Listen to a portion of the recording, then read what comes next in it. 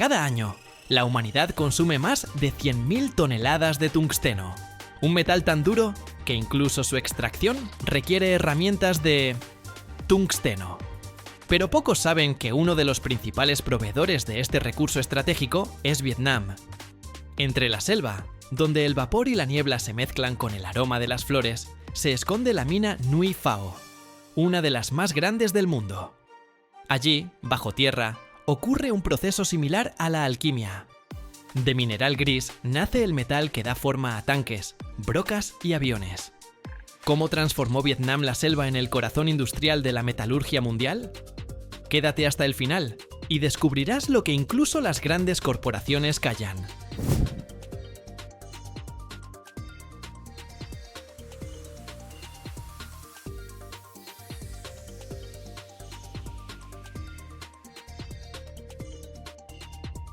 Vietnam no es solo paisajes exóticos y cultura milenaria. Este país es un jugador inesperado pero clave en la arena mundial de extracción de tungsteno, un metal de importancia estratégica.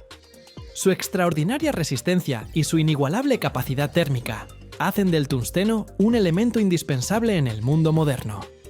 Tiene aplicaciones desde la ingeniería de alta tecnología, donde forma herramientas de corte, hasta la industria militar, donde garantiza la resistencia superior del blindaje y el poder de penetración de los proyectiles. De hecho, el tungsteno es el corazón de acero de la industria, y Vietnam juega un papel crítico en el suministro de este recurso vital. De su disponibilidad depende el desarrollo de muchas tecnologías clave. Información inesperada, ¿no es así?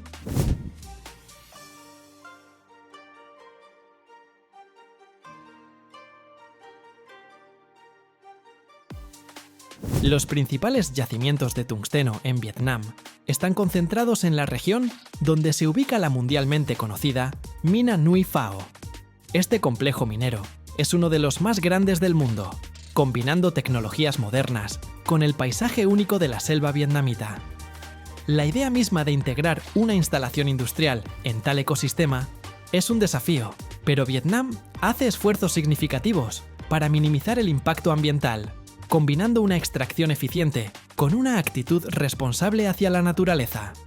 El tungsteno, a diferencia de otros metales, no existe en forma pura y nativa. Se extrae en forma de mineral, siendo el más común la wolframita, un compuesto complejo de hierro, manganeso y tungsteno. Este diamante de acero se esconde profundo en las entrañas de la tierra, a menudo rodeado de otras rocas. En las minas vietnamitas, como la mundialmente famosa Nui Phao, los mineros realizan diariamente un trabajo titánico.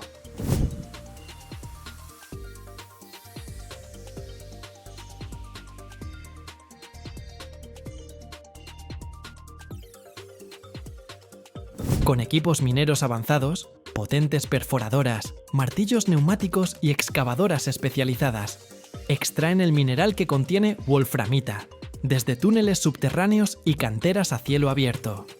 Es un proceso complejo y laborioso que requiere precisión y el cumplimiento de rigurosos estándares de seguridad para alcanzar la valiosa materia prima, escondida en las profundidades.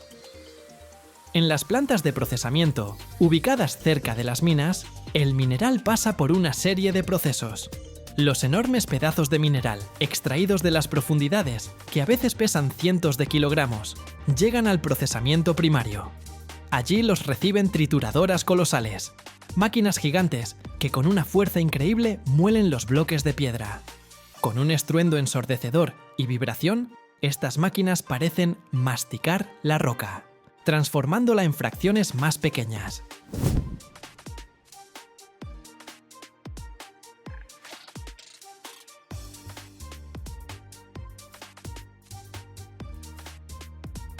Luego, el mineral triturado pasa a los molinos. Son enormes tambores giratorios dentro de los cuales hay bolas metálicas. Por acción de la rotación y la gravedad, estas bolas muelen incansablemente los pedazos de mineral, transformándolos en un polvo finísimo, casi como harina.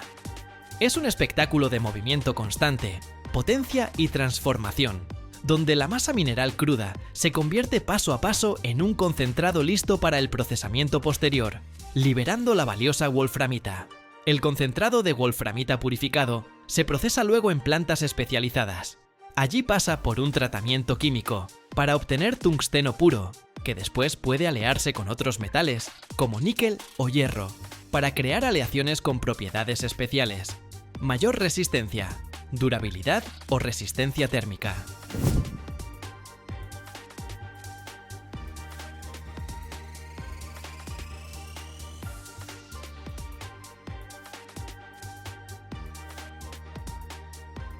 El tungsteno es el metal más duro, lo que permite usarlo para fabricar herramientas que resisten cargas extremas.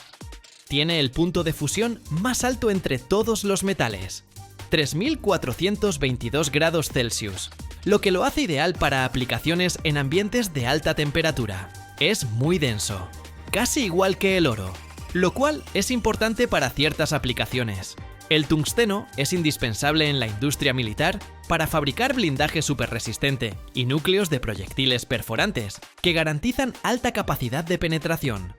Brocas, fresas y barrenas de aleaciones de tungsteno pueden cortar las rocas más duras, lo cual es crucial en la industria petrolera, gasífera y minera. ¿Ven la ironía? Incluso para extraer wolframita, para obtener tungsteno, se necesita tungsteno.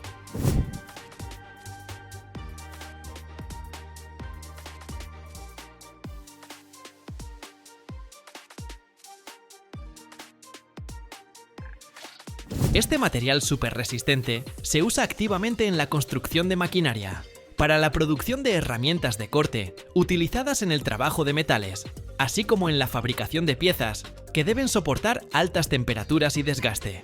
¿Y sabían que con tungsteno se hacen instrumentos quirúrgicos? ¿Hay médicos por aquí? Confirmen o desmientan esta información en los comentarios.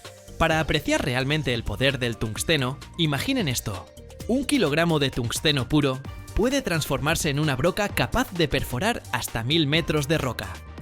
Esto demuestra la increíble eficiencia de este metal y su contribución significativa al desarrollo de la industria y las tecnologías. Vietnam posee una de las mayores reservas confirmadas de tungsteno del mundo.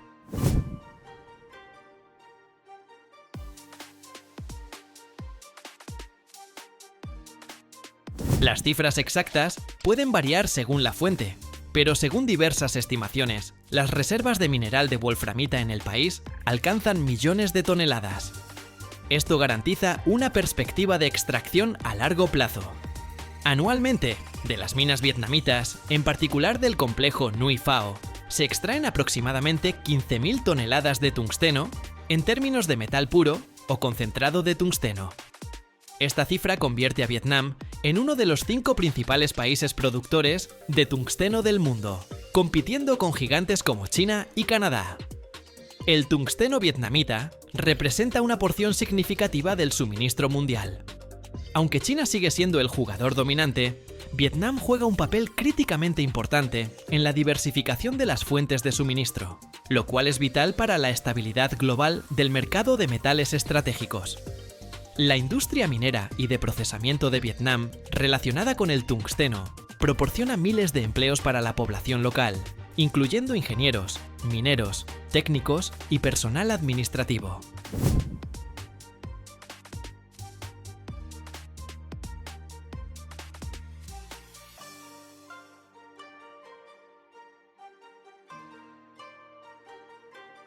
En el corazón mismo de Vietnam, donde las selvas centenarias susurran sus secretos verdes y el aire húmedo está impregnado con aromas de flores exóticas, se esconde una perla inesperada de la modernidad: la mina Nui Phao.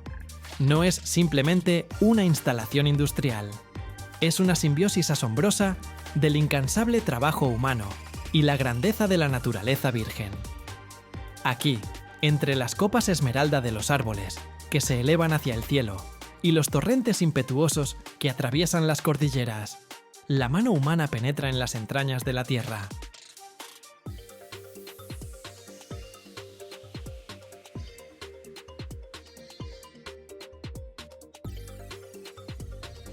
Cada año, el mundo desecha más de 50 millones de toneladas de basura electrónica. Pero hay un país que decidió cambiar esta estadística para siempre: Corea del Sur. Aquí, en la fábrica ultramoderna de LG Chem, las baterías viejas no se tiran, se renacen. Litio, cobalto, níquel, metales que antes yacían en vertederos, ahora alimentan nuevamente autos eléctricos y smartphones. Pero detrás de esta limpieza hay algo más que simple tecnología.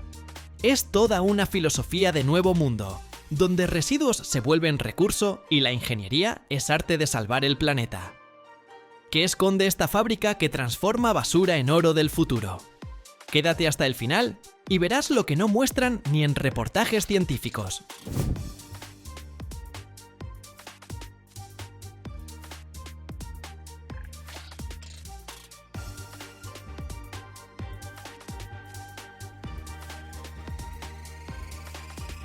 Jun Ji-hoon siempre soñó con hacer algo significativo por el planeta.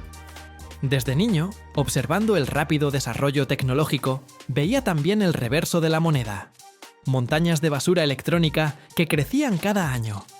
Las baterías, parte inseparable de nuestra vida cotidiana, le parecían un desafío especialmente preocupante. Su cantidad limitada de materia prima y el daño potencial al medio ambiente tras usarlas no lo dejaban en paz.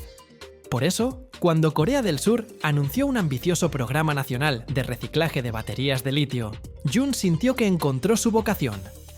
El país que se convirtió en líder mundial de producción electrónica ahora pretendía encabezar también el movimiento por su desarrollo sostenible. Y la fábrica LG Chem en Seúl era uno de los buques insignia de esta revolución ecológica.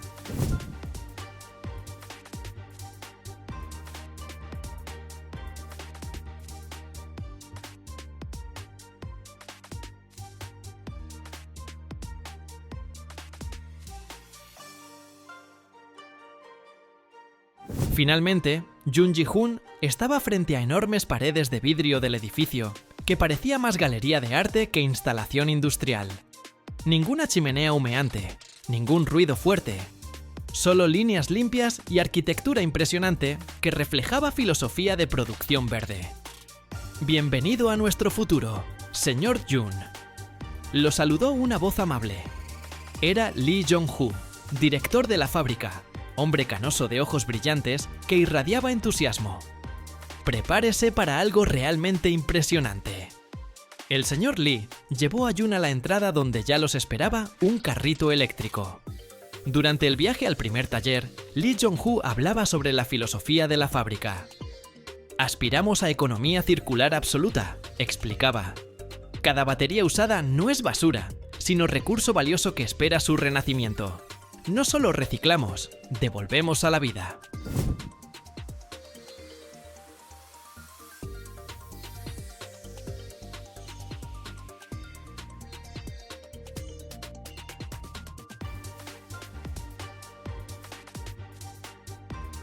Su camino pasaba por corredores transparentes, desde donde se abría vista a jardines panorámicos que rodeaban los talleres de producción. No se parecía a ninguna fábrica que Jun viera antes. Incluso el aire estaba limpio y fresco, libre de cualquier olor industrial. Finalmente llegaron al primer taller, la terminal de recepción.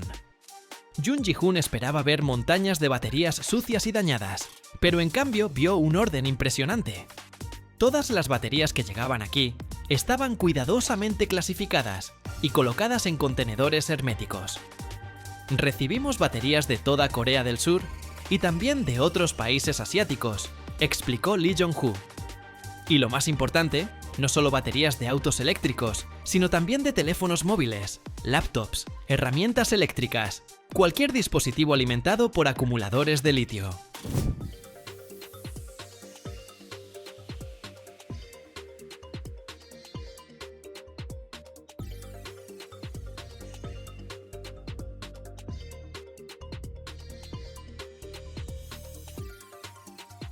Jun observaba asombrado cómo manipuladores robóticos de LG Chem, moviéndose, descargaban contenedores. Estos robots estaban diseñados no solo para mover cargas, sino para diagnóstico primario e identificación de tipos de baterías. Cada movimiento estaba perfeccionado hasta la excelencia. La fase inicial es desmontaje, continuó Lee. Aquí empieza la magia. Pasaron al siguiente taller, taller de desmontaje.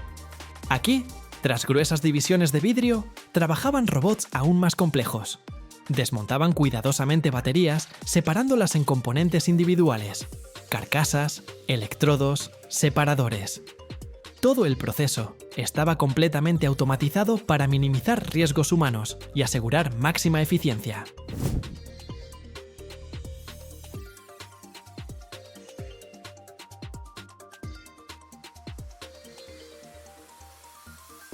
Cada batería tiene su pasaporte único, dijo Lee señalando pantalla donde se mostraba información detallada sobre batería específica.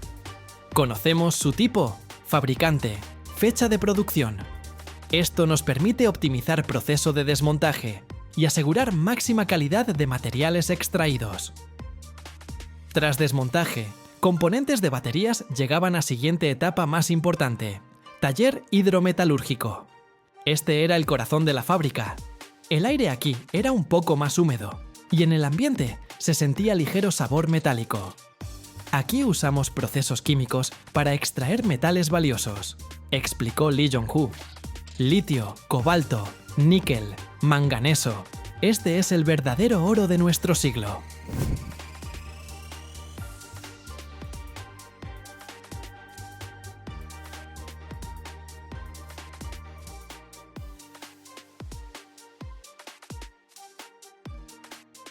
Jun Ji-hoon imaginaba complejas reacciones químicas que ocurrían en estos enormes tanques. Gracias a hidrometalurgia, metales valiosos se disolvían en soluciones especiales y luego, mediante electrólisis y otras tecnologías, se separaban en forma pura. Este proceso nos permite extraer 90% de materiales de cada batería, dijo Lee con orgullo. Imagina, de una batería usada obtenemos casi todos sus componentes de vuelta al ciclo de producción. Es paso increíble hacia reducción de necesidad de recursos primarios y minimización de residuos. Jun Ji-hoon estaba impresionado. No era solo fábrica, era verdadero laboratorio del futuro donde residuos se transformaban en nuevos materiales. Pasaron al siguiente: taller de procesamiento de materiales secundarios, donde litio, cobalto y otros metales ya extraídos pasaban por limpieza final y preparación para uso posterior.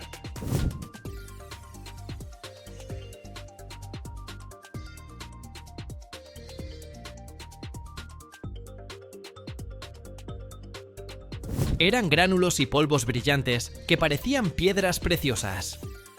Estos materiales luego se envían de vuelta a fabricantes de acumuladores, contó Lee. LG Chem, Samsung SDI, SK Innovation. Todos usan nuestros materiales reciclados para crear baterías nuevas de alta calidad. Es verdadero ciclo cerrado. Jun Ji-hoon entendió que no era simple reciclaje, era renacimiento. Cada batería reciclada recibía oportunidad de nueva vida, convirtiéndose en parte de nuevo auto eléctrico, nuevo smartphone o nuevo acumulador de energía. Era verdadera economía circular en acción. Al final del recorrido, Lee Jong-hoo invitó a Jun al centro de control, que parecía nave espacial. Grandes pantallas mostraban datos sobre cada etapa de producción y operadores monitoreaban indicadores en tiempo real.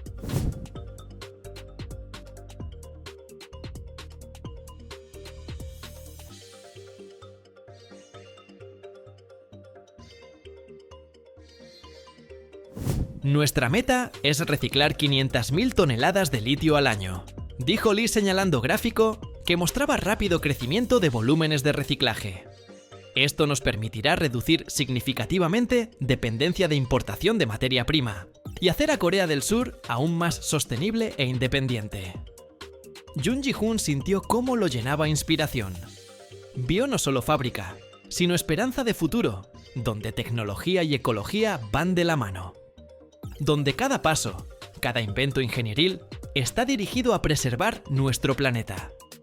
Y lo más interesante, agregó Lee sonriendo, todos estos procesos, toda esta infraestructura compleja, funciona gracias a energía renovable.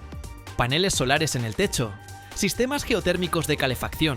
Aspiramos a cero emisiones de carbono.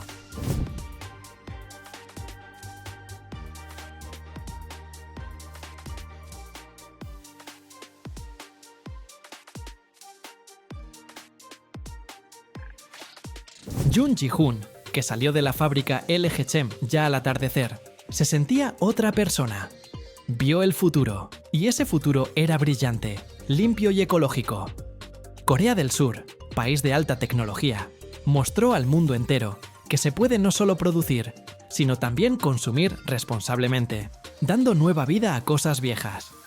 La historia sobre reciclaje de baterías en Corea del Sur, que alguna vez consideró solo noticias, ahora se volvió realidad viva para él. Sabía que su propio trabajo, sus propias ideas, ahora serían parte de este movimiento grandioso mundial.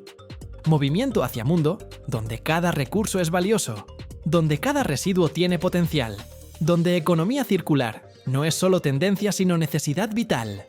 Y estaba orgulloso de ser parte de esta era de renacimiento.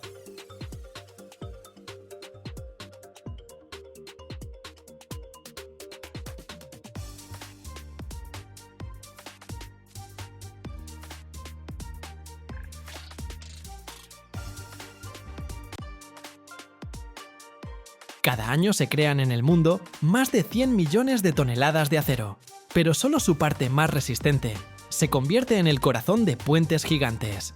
En China existe una fábrica donde nacen cadenas de acero tan largas como una persona y con peso superior a 3 toneladas.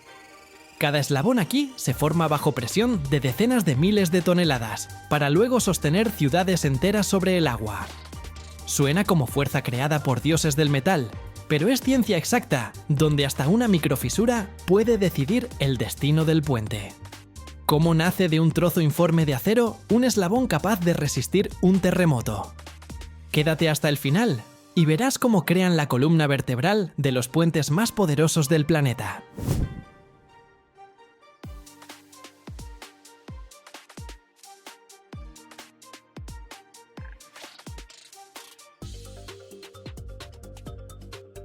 El inicio de la gran historia de cadenas para puentes siempre comienza con laminado de acero, la base, materia prima sin la cual es imposible imaginar cualquier estructura potente. En esta fábrica de China usan aleaciones de acero especiales, desarrolladas específicamente para resistir cargas increíbles. No se parecen al acero común que usamos en vida cotidiana. Es material resistente que combina fortaleza, flexibilidad y durabilidad. Todo necesario para que un eslabón de cadena de puente resista kilotones de presión, impactos climáticos e incluso oscilaciones durante terremotos. El metal llega a la fábrica como grandes barras y bloques de acero. El peso de cada bloque a veces alcanza 3 toneladas, aproximadamente como la mitad de un camión. Imagina esta pieza masiva de metal, que se convertirá en parte de cadena inquebrantable.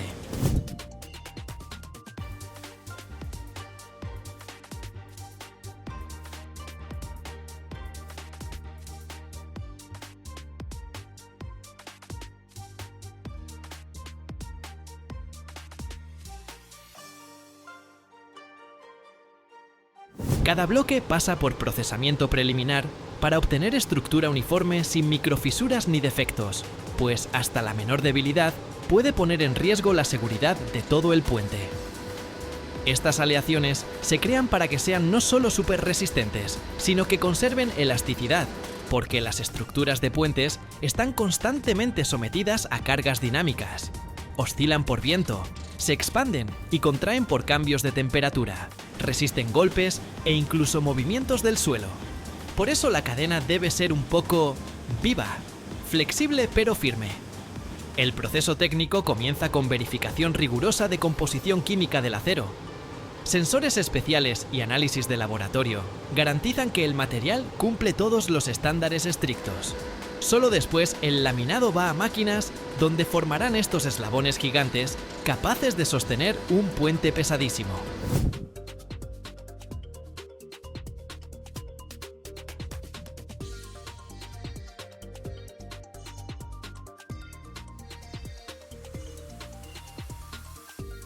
El laminado pasa por prensas de tornillo enormes, máquinas capaces de extraer del metal la forma del futuro eslabón. Un eslabón para cadena de puente es un óvalo gigante de acero, a veces de más de 2 metros de largo y peso cercano a 3 toneladas. Imagina cuánta fuerza se necesita para formar tal eslabón. Después de que del laminado resistente se forma la forma general del eslabón, llega a la siguiente etapa clave de producción: procesamiento en prensa enorme. Esta prensa es verdadero monstruo entre máquinas industriales, capaz de procesar metal de peso y dimensiones increíbles. En esta prensa gigante no solo doblan y compactan el eslabón, sino literalmente le dan la forma necesaria para trabajo perfecto de toda la cadena del puente. Aquí ocurre ajuste fino de su geometría, para que cada eslabón se conecte suavemente con el siguiente, sin obstaculizar movimiento, pero asegurando acople firme y confiable.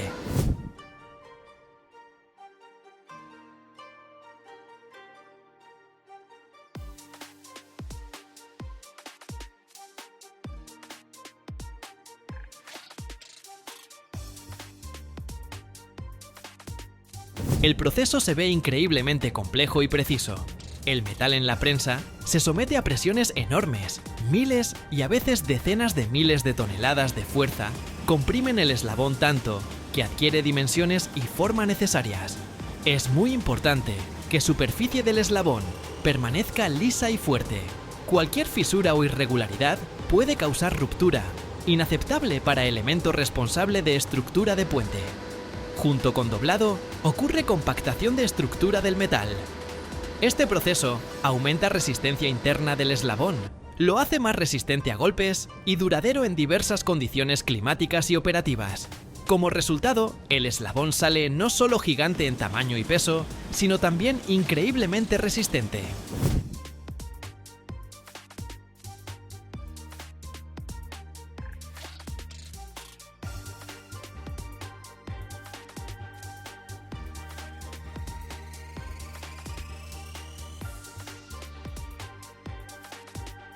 Uno de los momentos clave es ajuste de dimensiones precisas. Los eslabones deben ser perfectamente compatibles para formar en conjunto una cadena móvil pero fuerte.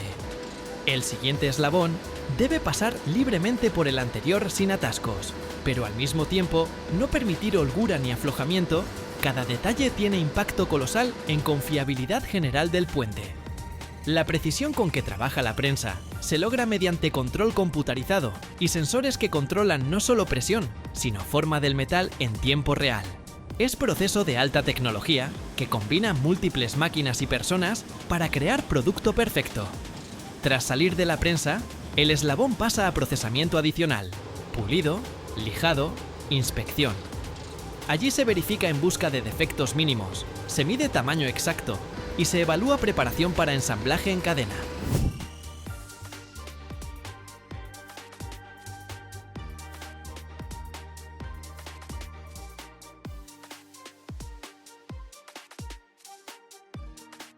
Cada pieza debe pasar control de calidad, pues de su perfección depende seguridad de miles de personas y duración de vida del puente. En la fábrica trabajan más de 1000 obreros e ingenieros que aseguran seguridad y altos estándares de producción. Aquí anualmente fabrican más de 5000 de estos eslabones gigantes. China sigue siendo el mayor productor mundial de acero, impactando directamente volúmenes de fabricación de productos a gran escala como cadenas de puentes. Según resultados de septiembre de 2025, la producción de acero en China fue aproximadamente 73.500.000 toneladas, aunque 5% menos, comparado con año anterior, aún hace enorme contribución al mercado mundial del acero.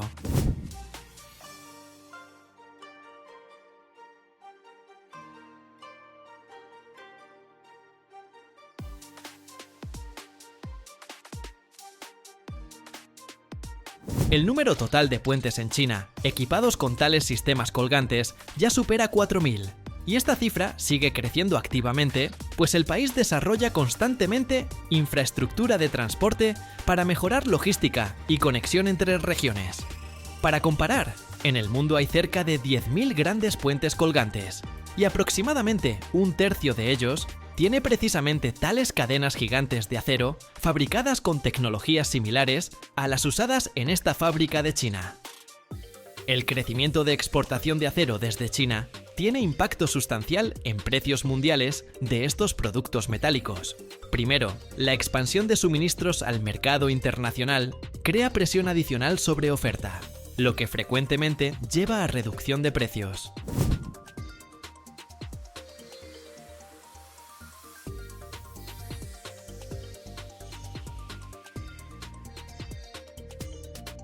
En los últimos 2 años, China estableció récord por volúmenes de exportación de acero que superaron 110 millones de toneladas, y se espera que esta tendencia de crecimiento continúe.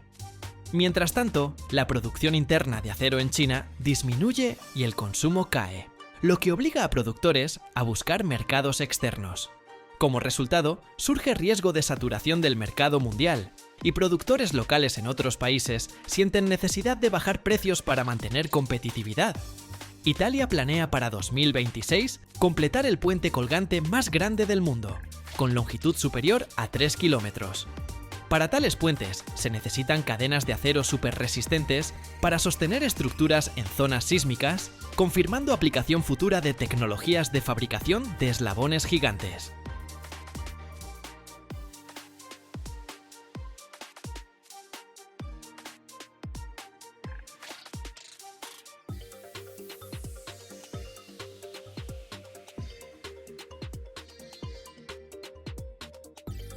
Imagina un cable que no solo puede conducir corriente, sino también soportar un rayo, la presión subterránea y décadas de funcionamiento sin fallos.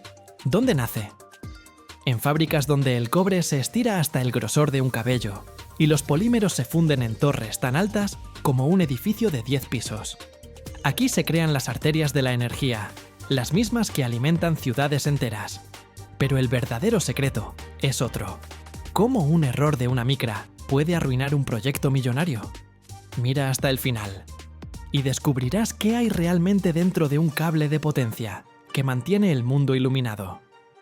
¿Y en tu país todavía usan líneas aéreas o ya están pasando a las subterráneas?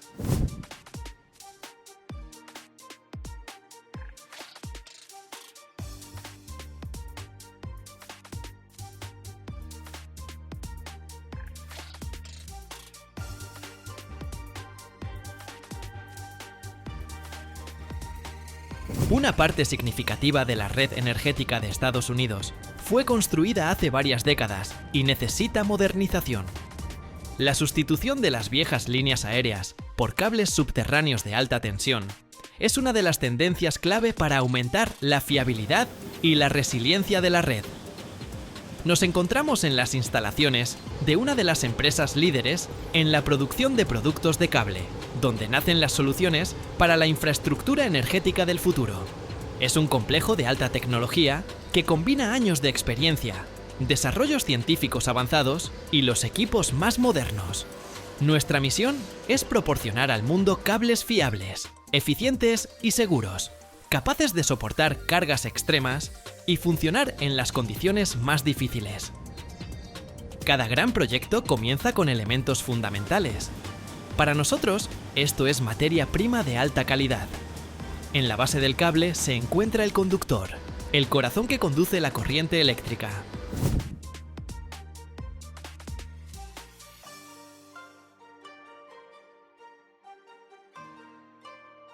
Utilizamos cobre o aluminio, cuidadosamente seleccionados por su pureza y conductividad eléctrica. Estos metales nos llegan en forma de varillas o alambrón y son el punto de partida para la creación de un conductor fiable. La primera etapa de producción es el trefilado. En talleres especializados, con la ayuda de potentes máquinas de trefilado, el grueso alambrón se transforma gradualmente en un alambre fino del diámetro deseado. Este proceso requiere una alta precisión y un control constante, ya que incluso las desviaciones más pequeñas pueden afectar las características eléctricas del futuro cable. Utilizamos un trefilado de múltiples etapas, que permite lograr una geometría y propiedades mecánicas ideales del alambre. El alambre obtenido se dirige luego a las máquinas de cableado. Aquí, cientos o miles de alambres individuales se unen en un único conductor monolítico.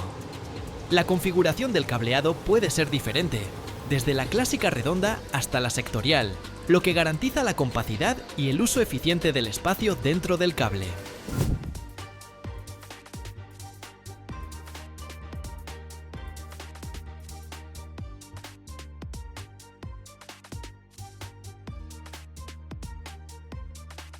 El cableado no solo le da resistencia al conductor, sino que también optimiza sus características eléctricas, reduciendo el efecto pelicular y las pérdidas de energía. Cada conductor pasa por un estricto control de calidad para garantizar la ausencia de defectos. Una vez que el conductor está formado, llega una etapa críticamente importante: la aplicación del aislamiento. Es el núcleo de la protección del cable, que garantiza su resistencia eléctrica y seguridad. Los cables de alta tensión requieren el más alto nivel de aislamiento, por lo que utilizamos materiales poliméricos modernos. Su excepcional resistencia dieléctrica, resistencia a altas temperaturas y durabilidad lo convierten en la elección ideal. El proceso de aplicación del aislamiento se realiza en líneas de extrusión verticales. Son una de las estructuras más altas de nuestra fábrica, alcanzando varias decenas de metros.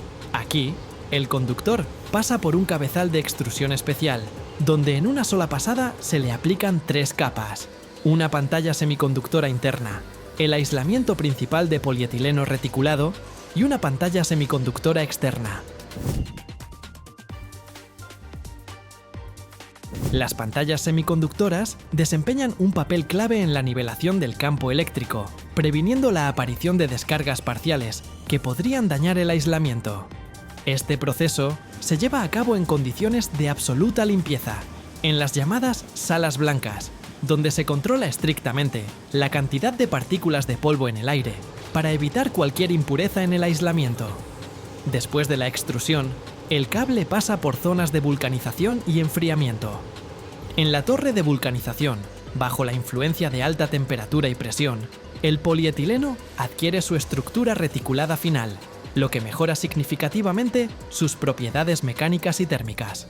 Luego, el cable se enfría lentamente, lo que previene tensiones internas y deformaciones. Este ciclo es vital para garantizar la durabilidad y fiabilidad del aislamiento en condiciones de servicio. La siguiente etapa es la aplicación de una pantalla metálica. Puede ser un enrollamiento en espiral de alambres de cobre o una cinta de cobre.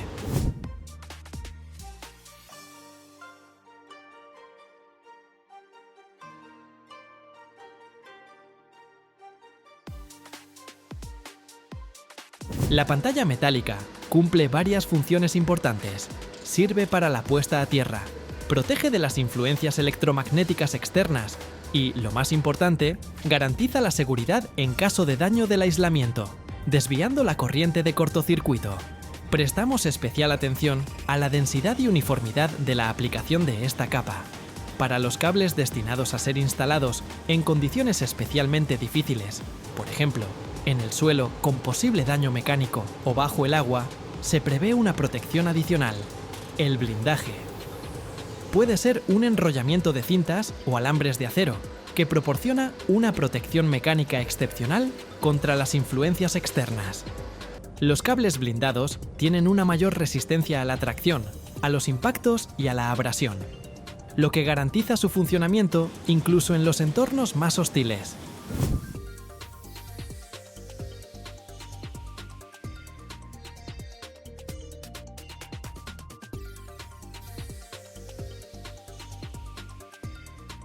La etapa final es la aplicación de una cubierta protectora externa. Está hecha de compuestos poliméricos especiales, resistentes a la radiación ultravioleta, la humedad, los productos químicos y los daños mecánicos. La cubierta externa es la primera línea de defensa de todo el cable, protegiéndolo de los factores agresivos del medio ambiente. Utilizamos diferentes tipos de cubiertas, dependiendo de las condiciones específicas de servicio, incluidos materiales que no propagan la llama para aumentar la seguridad contra incendios. Realizamos pruebas de alta tensión, verificamos la resistencia dieléctrica del aislamiento, medimos las descargas parciales. Son chispas microscópicas que pueden indicar defectos ocultos en el aislamiento. Nuestro objetivo es detectar cualquier punto débil potencial antes de que el cable salga de la fábrica.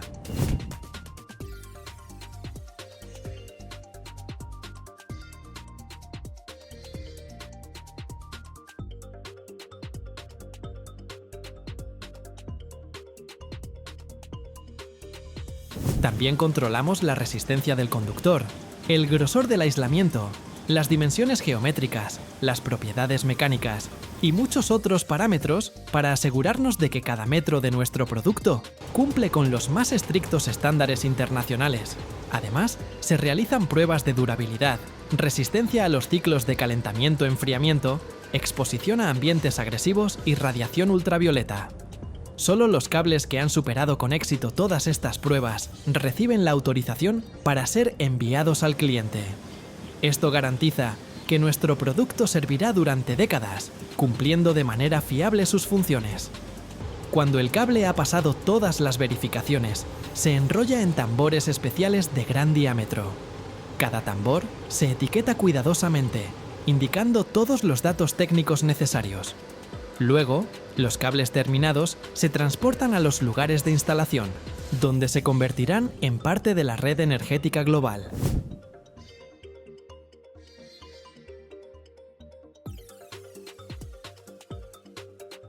Es importante señalar que la fiabilidad de una línea de cable no solo depende del propio cable, sino también de la calidad de su instalación y de la colocación de los terminales y empalmes.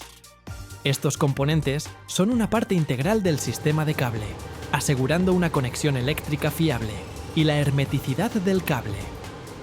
Nuestros especialistas también proporcionan consultas y formación sobre la instalación correcta para garantizar el funcionamiento impecable de todo el sistema.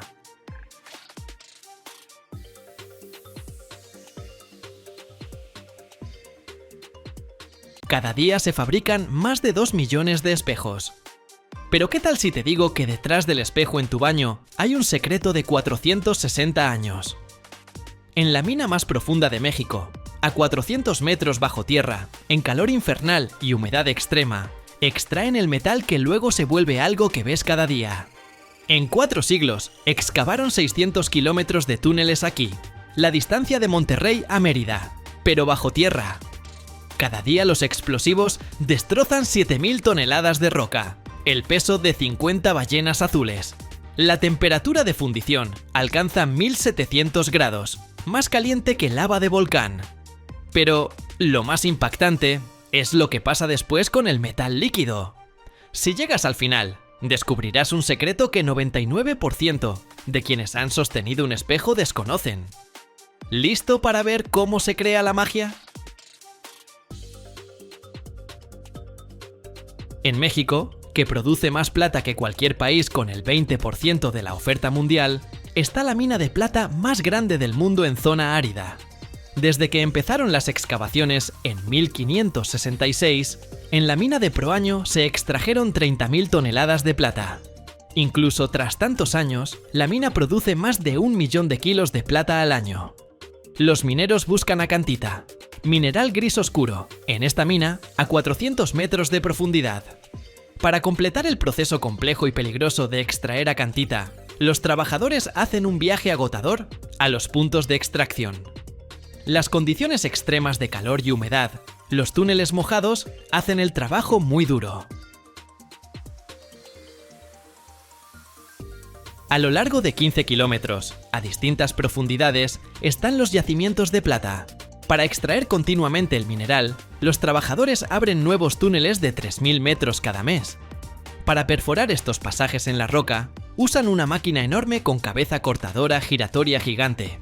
En 400 años, excavaron unos 600 kilómetros de túneles. Para minimizar el peligro de derrumbe y aumentar la producción, explosivos potentes están colocados estratégicamente en ángulos específicos para fragmentar la roca. Antes de colocar explosivos, un dispositivo láser de alta precisión inspecciona el área.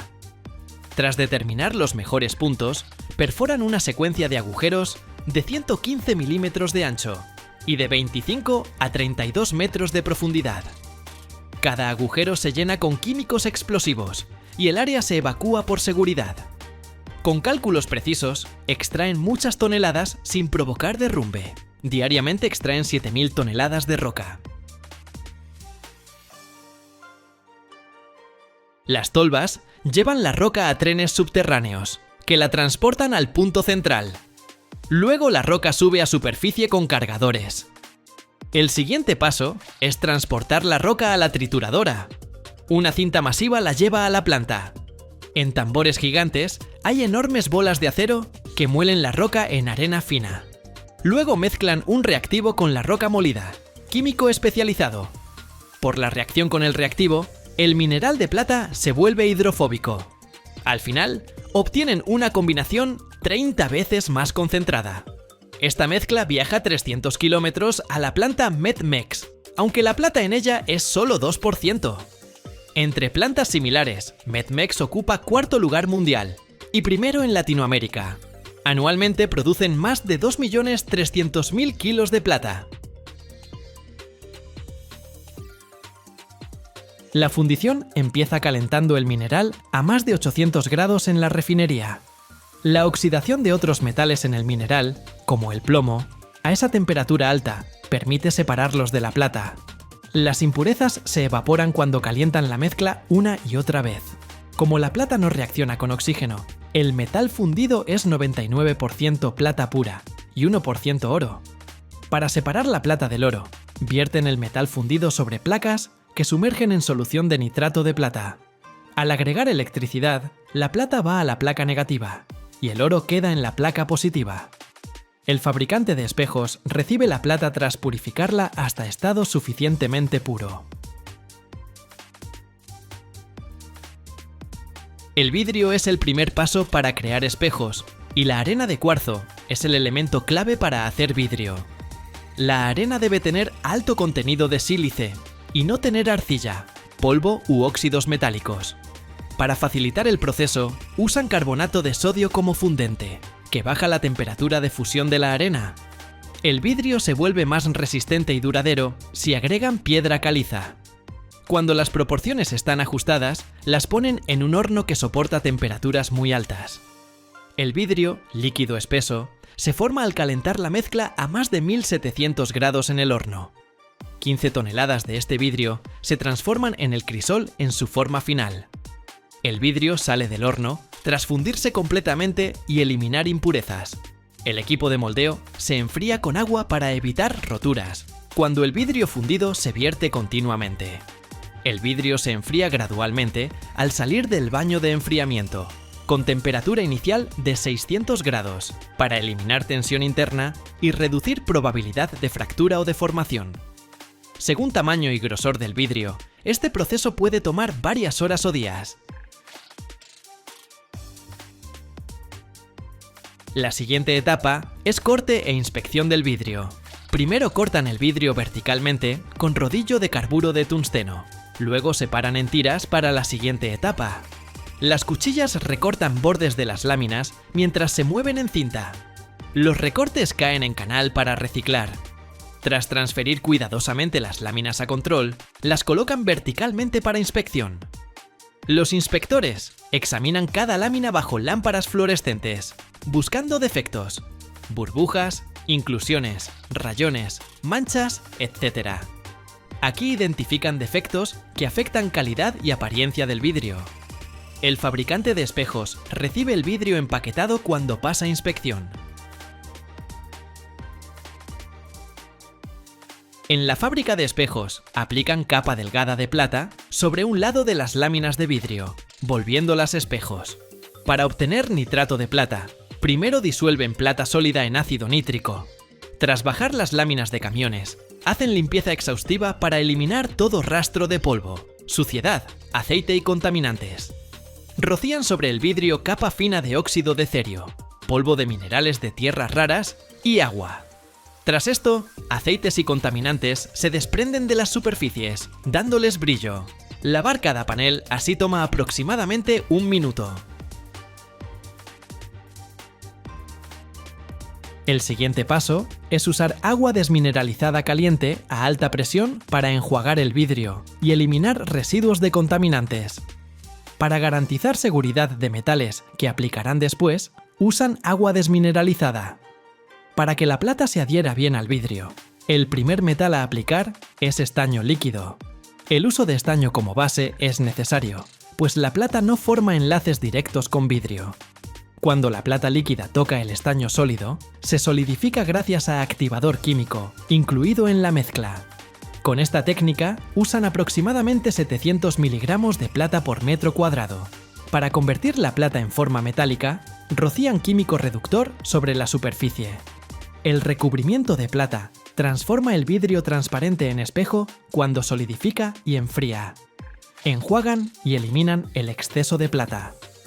Para obtener el grosor deseado de capa reflectante, que varía según requisitos del producto y reflexión necesaria, controlan cuidadosamente la cantidad de plata aplicada. El recubrimiento de plata está protegido por 2 capas de pintura en la parte posterior del espejo. Las 2 capas dan protección adicional tras que el recubrimiento de cobre previene el deslustre. Eliminan hasta la última gota de cobre. Después, secan el panel en secador a 71 grados durante 75 segundos, eliminando humedad restante de la superficie. En la siguiente etapa, el panel pasa por cortina de pintura, máquina que recubre continuamente la cinta con pintura, para proteger la capa de plata de daños y corrosión. El lado del cobre debe estar hacia arriba. El recubrimiento se cubre y protege de influencias externas por capa de pintura, generalmente gris, que da opacidad. Finalmente, hornean el espejo pintado a 99 grados, exactamente 1 minuto 45 segundos, tiempo en que la pintura seca. Siguiente paso es aplicar segunda capa de pintura, esta vez de otro tono. Tiempo de secado de esta capa es el doble que la primera, a 118 grados. Para eliminar residuos de metal del espejo, usan baño de ácido. Luego voltean el espejo a posición vertical para que en inspección eliminen todos los defectos, incluidas burbujas. Luego dan forma y tamaño a los paneles de espejo según especificaciones con máquina de corte controlada por computadora. Para pulir el espejo, usan disco de metal de carburo resistente. Para hacer espejo esférico, la máquina dibuja cuadrados en el panel con herramientas especiales. Luego usa estos cuadrados para trazar círculos. Los trabajadores primero dividen cuadrados y luego pasan a círculos. Los espejos se empaquetan con especial cuidado para garantizar su preservación durante transporte y manejo tras completar corte y pulido. Imagina, el neumático negro común que vemos todos los días en la carretera es el resultado de la química, la física y la ingeniería más precisas. En su interior hay más de 200 componentes, entre los que se encuentran el caucho, el acero e incluso materiales de los chalecos antibalas. Soporta temperaturas de más de 2000 grados en las pruebas y recorre millones de kilómetros de tests antes de llegar a las ruedas de tu coche. Pero el verdadero secreto no está en cómo nacen los neumáticos, sino en lo que sucede con ellos después de su muerte. Porque si ves este video hasta el final, verás cómo Michelin convierte los residuos en el futuro. Michelin produce alrededor de 200 millones de neumáticos anualmente. Esto corresponde a casi el 10% de la producción mundial de neumáticos.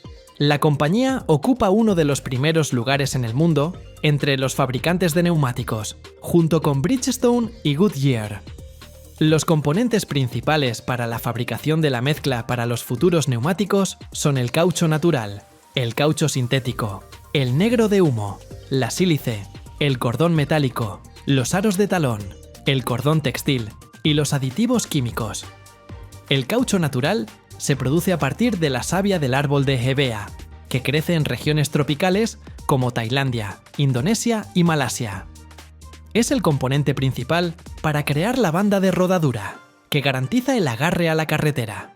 Michelin incluso ha creado sus propias plantaciones de hevea para controlar la calidad.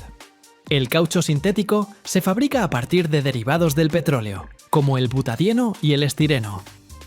Se utiliza para elementos que requieren una mayor resistencia al desgaste. El negro de humo no es simplemente hollín de madera. Se añade al caucho para hacerlo más resistente y duradero. Se obtiene como subproducto de la industria petroquímica. La sílice se utiliza para reducir la resistencia a la rodadura, lo que permite disminuir el consumo de combustible. El cordón metálico es necesario para reforzar los neumáticos, haciéndolos más resistentes. El cordón se fabrica con alambre de acero de alta resistencia. Los aros de talón aseguran una unión hermética del neumático con la llanta de la rueda. El cordón textil está compuesto por poliéster y nylon o aramida. Es un material que se utiliza en los chalecos antibalas. proporciona elasticidad y resistencia a la rotura. Los antioxidantes y estabilizadores contenidos en la mezcla protegen los neumáticos de la acción de los rayos ultravioleta y el ozono. Y el azufre se utiliza para la vulcanización del caucho. La materia prima se transporta a las fábricas de Michelin en todo el mundo, donde se fabrican los neumáticos. Las mayores capacidades de producción de Michelin se encuentran en Francia, Alemania, China y Estados Unidos. En general, Michelin tiene más de 70 fábricas en 17 países, incluyendo Estados Unidos, Francia, China, Italia, Brasil y Tailandia. Ahora ya sabes de qué están hechos los neumáticos. Y ahora vamos a ver cómo se fabrican. El caucho, el negro de humo, la sílice y los aditivos químicos se mezclan en mezcladoras especiales a una temperatura de unos 170 grados Celsius. La mezcla obtenida se lamina varias veces entre rodillos para lograr una consistencia homogénea. Michelin utiliza fórmulas de mezcla patentadas que se desarrollan en sus propios centros de investigación. Por ejemplo, para los neumáticos de gama alta, a la mezcla se le añaden nanocompuestos para mejorar el agarre. Michelin produce neumáticos para diferentes sectores. Esto incluye coches de pasajeros, camiones y neumáticos para coches deportivos que participan en carreras, así como para aviones. Para la producción de neumáticos Michelin, se utilizan anualmente más de 800.000 toneladas de caucho natural. Esto representa aproximadamente el 10% del consumo mundial de este material. Y de caucho sintético, se utiliza alrededor de 1.200.000 toneladas. A continuación, de la mezcla se hace la banda de rodadura. Mira cómo el caucho se estira en largas cintas y luego se corta al ancho necesario. Los flancos se forman por separado, añadiendo elementos decorativos, logotipos e inscripciones. Ya en la etapa de desarrollo del neumático, un equipo de diseñadores y tecnólogos crea un modelo tridimensional del neumático. De este modelo se hace posteriormente una matriz. El grabado en la matriz se realiza con láser o con herramientas mecánicas de alta precisión. Durante la vulcanización, el caucho del neumático se derrite y adquiere la forma de la matriz. El caucho llena todas las ranuras del molde, incluyendo los lugares con inscripciones, logotipos y detalles decorativos. Como resultado, el neumático obtiene inscripciones y elementos claros y duraderos. Algunos neumáticos tienen logotipos o inserciones de colores. En tales casos, se añaden previamente segmentos especiales de caucho de color en los lugares necesarios de la matriz. Ahora es el turno del cordón. En máquinas especiales se entrelazan hilos textiles y de acero, que luego se impregnan de caucho. Todos los componentes de los neumáticos se ensamblan en líneas automatizadas especiales. Primero, se coloca la capa interna, que funciona como sellador. A continuación, se añaden los cordones textiles y de acero para darle resistencia. Luego, se instalan los aros metálicos para fijar el neumático a la rueda. Y después, los elementos externos. El neumático ensamblado se llama crudo y todavía no está listo para su uso. Cada modelo de neumático pasa por hasta 1 millón de kilómetros de pruebas antes de su lanzamiento a la producción. Mira ahora cómo se produce el proceso de vulcanización. Los neumáticos crudos se colocan en moldes especiales que se calientan a una temperatura de casi 200 grados y se mantienen bajo presión durante 10 o 15 minutos. Durante la vulcanización, el caucho se vuelve resistente y en la superficie del neumático aparece el dibujo de la banda de rodadura. Cada neumático pasa por un control de rayos X, una prueba de equilibrado y una prueba de hermeticidad. Algunos modelos se prueban en condiciones extremas para asegurarse de su resistencia. Algunos neumáticos Michelin tienen una garantía de kilometraje de hasta 100.000 kilómetros. Michelin recicla los neumáticos viejos, fabricando con ellos materiales para la construcción de carreteras. Los neumáticos se recogen en puntos de reciclaje especiales, estaciones de servicio o empresas que se dedican a la recogida de residuos. Parte de los neumáticos se recicla directamente en las fábricas locales, otros se transportan a centros especializados. Los neumáticos se revisan. Una parte de ellos, aproximadamente el 15%, se restaura para su reutilización después del recauchutado. Es decir, simplemente se les reemplaza la banda de rodadura, y el neumático es apto para circular durante un tiempo más. El resto se envía al reciclaje. Mira cómo los neumáticos viejos se cortan y trituran en máquinas especiales en pequeños trozos. El cordón metálico y las fibras textiles se separan con imanes y filtros de aire. El caucho se utiliza para crear granulado de caucho, que se emplea en la construcción de carreteras, campos deportivos o para la fabricación de nuevos productos. ¿Qué nuevos productos son esos?, te preguntarás. Pueden ser alfombrillas para el coche o suelas de zapatos. Así es la interesante segunda vida de los neumáticos. Primero recorren el mundo y después andan. Anualmente, en el mundo, se generan alrededor de 1.500 millones de neumáticos viejos, y su eliminación incorrecta puede causar graves daños al medio ambiente. El metal, después de la limpieza y la refundición, se utiliza en la metalurgia, y el textil se recicla en aislantes o materiales de insonorización. En Europa, se recicla alrededor del 95% de los neumáticos viejos, mientras que en los países en desarrollo, esta cifra puede ser solo del 20 o 30%. En algunos países, los neumáticos viejos se sumergen en el agua para crear arrecifes artificiales para peces y corales. Sin embargo, estas iniciativas a menudo son criticadas por el riesgo de contaminación.